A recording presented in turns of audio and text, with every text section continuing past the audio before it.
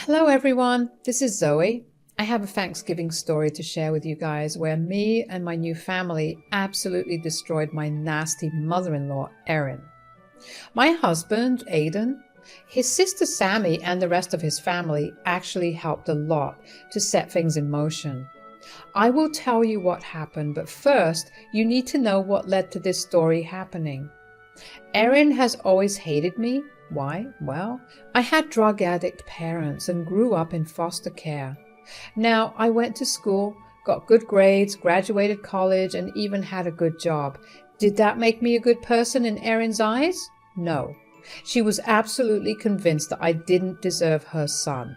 She said, "A woman of such a messed up family background can't be my daughter-in-law. Aidan, did you forget that you come from a wealthy and well-respected family? We are of high status and can't pollute our reputation with a woman like her." Mom, what the hell are you even saying? You need to change your perspective on things. This is very offensive. Zoe is a great girl. Erin, I know my family isn't the best and I didn't grow up under the best circumstances, but that doesn't define me. I worked hard to be where I am. I will prove myself. Oh, please, Zoe, don't get ahead of yourself. Aidan and our family are way above you, and I am sure you picked and trapped him because of his reputed family and his wealth. I know girls like you well. Aidan and I tried our level best to make her change her mind. His father was long dead and didn't have much family left. He had been close to his mom and really didn't want us to have a bad relationship. Growing up without loving parents made me hungry for Erin's approval. I wanted to have her as a true mother-in-law. I extended invitations for dinner, tried to converse with her, and many more. Nothing worked. Every time she was around me, she would covertly insult me, sometimes directly to my face when few people were around. That's my mother-in-law for you. Her nasty behavior was somewhat kept hidden from her family. They were very wealthy with strong family values and really loved me. So Erin wasn't brave enough to directly insult me in front of them. But she regularly did it in front of Aidan and Sammy. Aidan and Sammy defended me, but that's all they could do. I was desperate to get her approval, and Aidan really wanted that too, so we never cut contact with her. A big mistake that we remedied less than 1 year into our marriage. Despite Erin being against the union, me and Aidan got married. There were lots of yelling matches that I won't get into now, but there is one detail you should know. The family loves hosting family dinners, and Thanksgiving dinner is a huge deal. It happened at Erin's place with family only.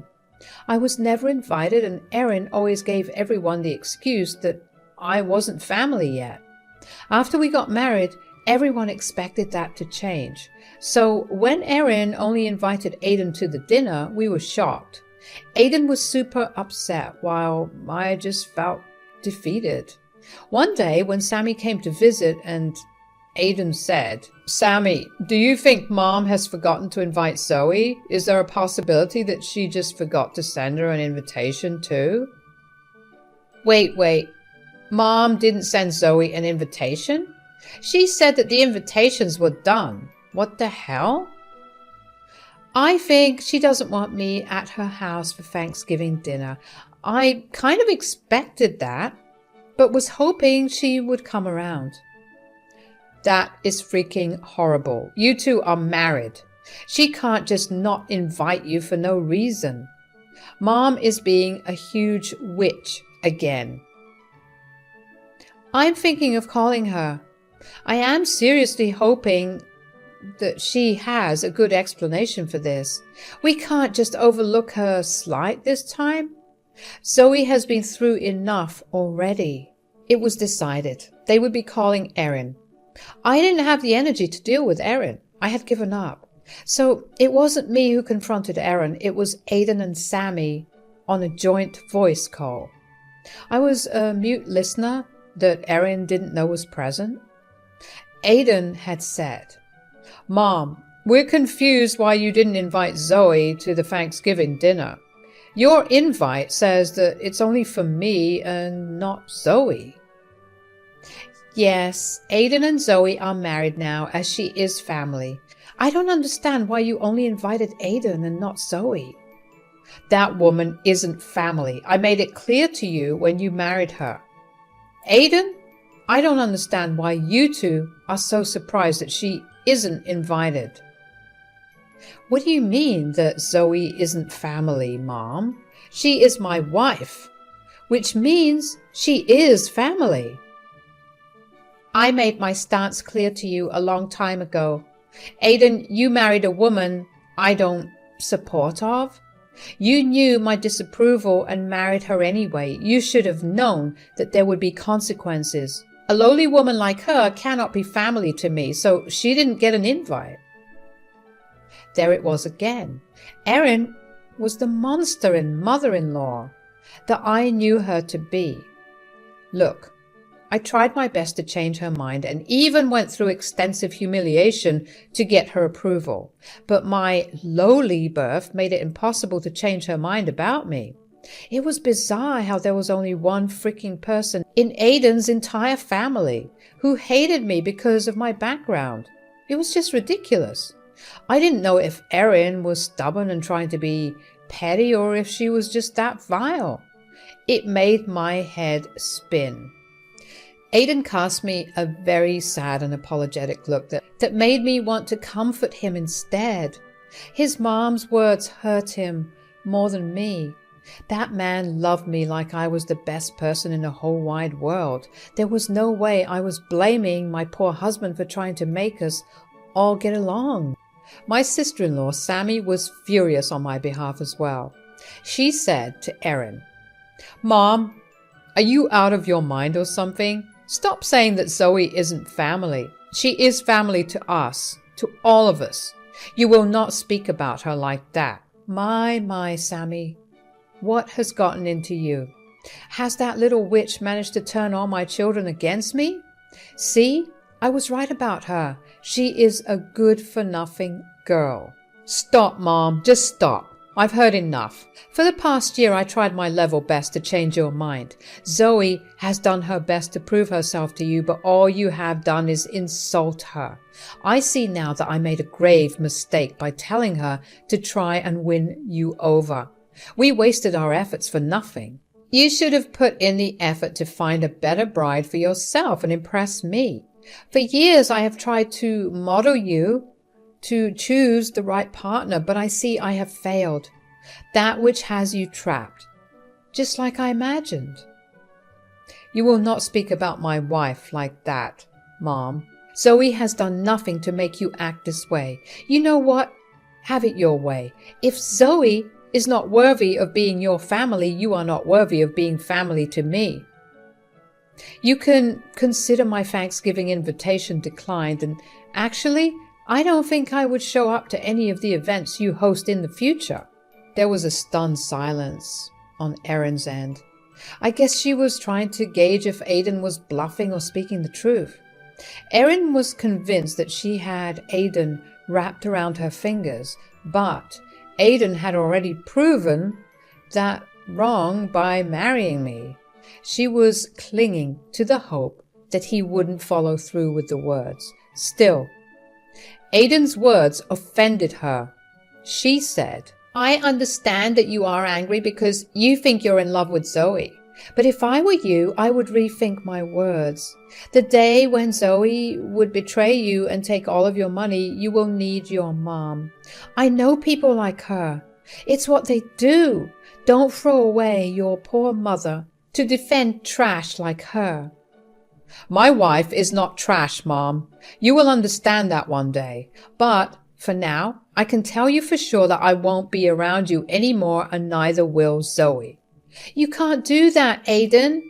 You need to show up for Thanksgiving. It's your special family day. Like I said, Mom, I don't consider people family who don't consider my wife's family. Same for me. I consider Zoe's family, so you were also upsetting me by not inviting her. Count me out as well. I won't show up.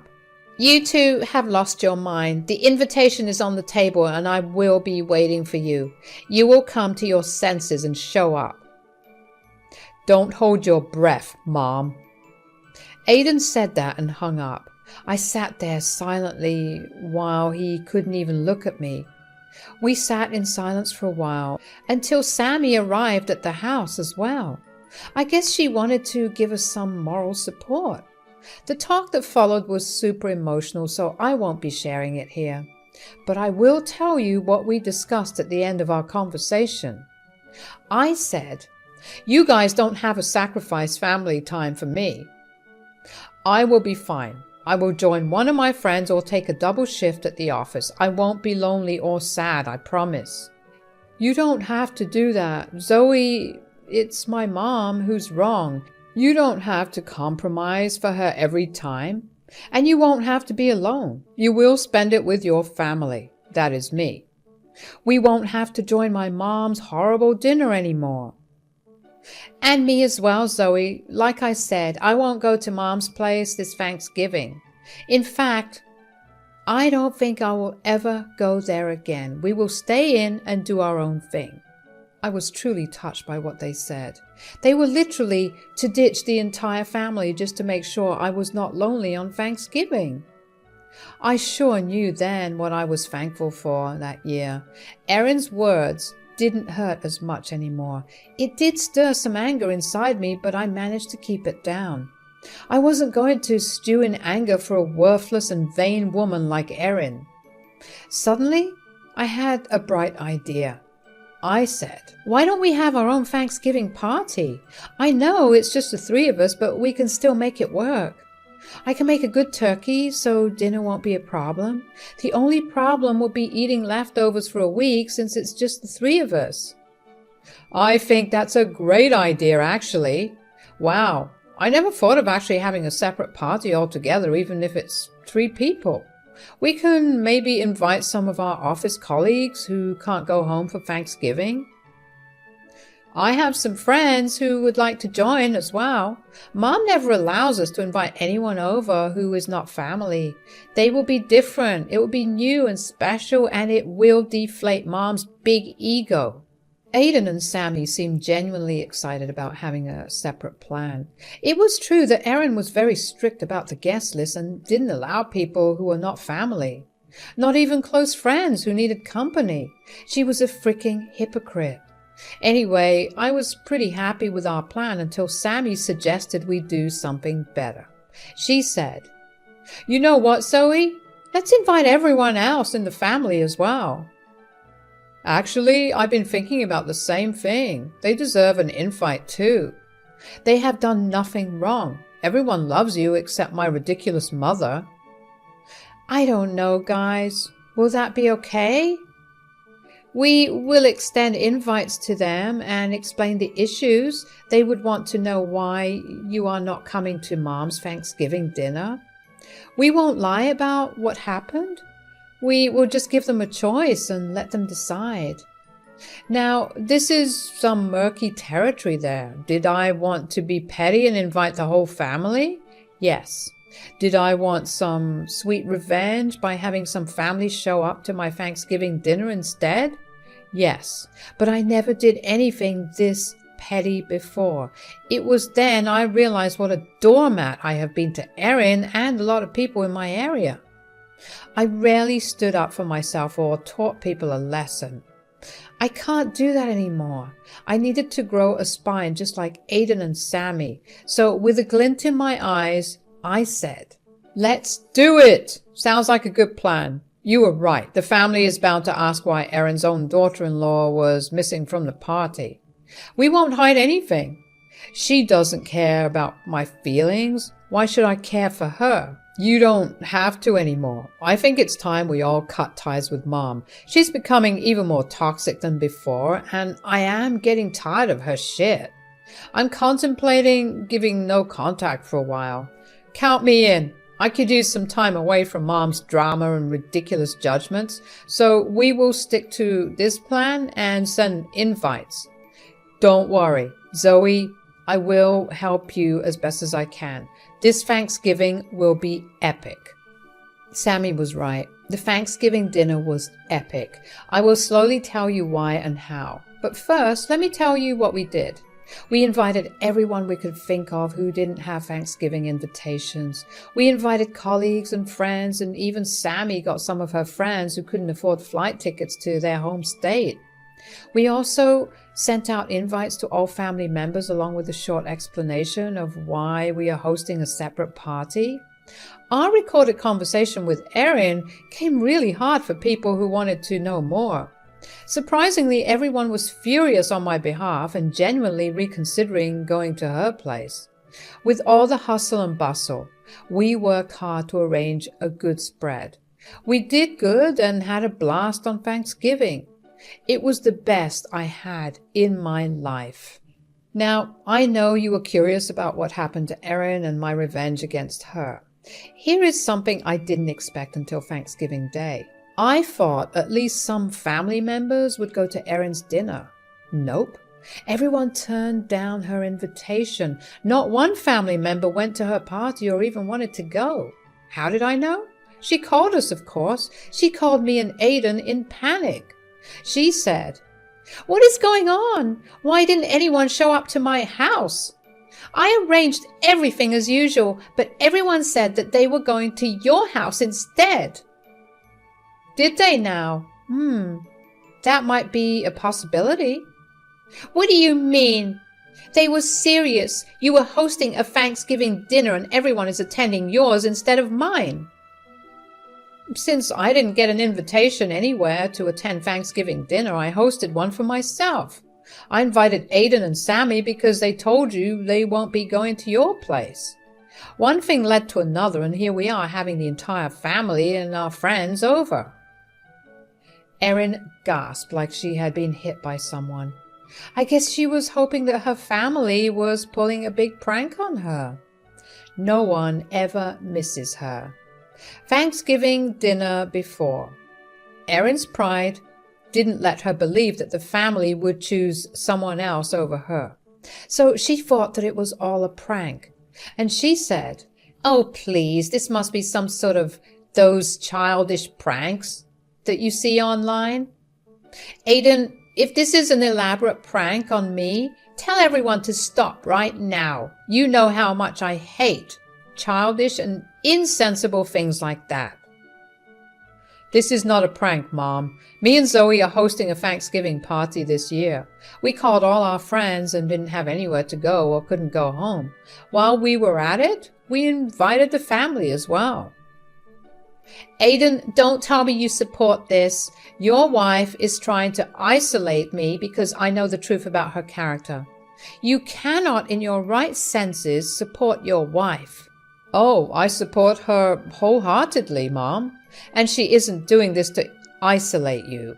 This is happening because you tried to isolate my wife from the family by not extending her an invitation. You did us a favor.